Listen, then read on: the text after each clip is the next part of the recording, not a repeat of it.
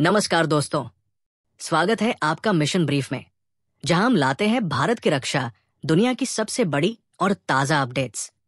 आज के एपिसोड में बात करेंगे 4 धमाकेदार खबरों की। पहला, भारतीय वायुसेना कैसे बढ़ा रही है अपनी प्रलय मिसाइलों की ताकत पाकिस्तान को जवाब देने के लिए।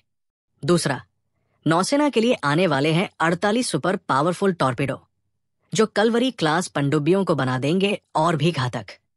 तीसरा, तेजस मार्क 2 के इंजन को लेकर फ्रांस का नया दाव, सफरान का M88 टी-रेक्स प्लान। और चौथा, हिंदुस्तान एरोनॉटिक्स लिमिटेड का नया H-40 ट्रेनर एयरक्राफ्ट आखिरकार उड़ान भर चुका है आसमान में। तो चलिए शुरू करते हैं आज का मिशन ब्रीफ। सबसे पहले बात करते हैं भारतीय वायुसेना की नई रणनीति की, जो अब प्रलय मिसाइलों के जरिए अपनी मारक क्षमता को और भी तेज करने जा रही है। ये वही मिसाइल है जो 150 से लेकर 500 किलोमीटर तक दुश्मन को नेस्तनाबूद कर सकती है, और अब वायुसेना चाहती है इसका और बड़ा स्टॉक। अभी तक 100 से ज्यादा मिसाइलें डिलीवर हो चुकी हैं, लेकिन आने वाले महीनों में और ऑर्डर की तैयारी चल रही है। ये मिसाइल पाकिस्तान के खिलाफ किसी भी ऑपरेशन में गेम चेंजर साबित हो सकती है, चाहे वो फ्रंटलाइन बेस हो या strategic targets. Air chief marshal VR Chaudhary ने भी साफ कहा, हम प्रलय मिसाइलों की संख्या और बढ़ाना चाहते हैं। यानी आने वाले वक्त में इंडियन एयरफोर्स के पास एक ऐसा हथियार होगा जो सीमा पार के हर ठिकाने को मिनटों में मिटा सकता है। अब बढ़ते हैं समंदर की गहराइयों की ओर, जहां भारतीय नौसेना की ताकत में जुड़ने जा रहा है एक नया धमाका। रक्षा मंत्रालय 48 नए हैवीवेट टॉर्पीडो की डील पर काम कर रहा है, जो सीधे तौर पर कलवरी क्लास पनडुब्बियों के लिए बनाए जाएंगे। ये टॉर्पीडो 533 mm के हैं, जो किसी भी दुश्मन जहाज को कुछ सेकंड में टारगेट कर सकते हैं। ब्लैक शार्क और F-21 टॉर्पीडो की रेस में अब भारतीय नेवी उस विकल्प की तलाश में है जो लागत में भी सही हो और परफॉर्मेंस में भी बेमिसाल।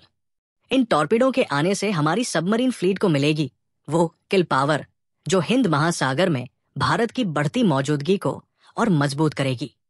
अब बात करते हैं भारत के स्वदेशी लड़ाकू विमान तेजस के नए अध्याय की।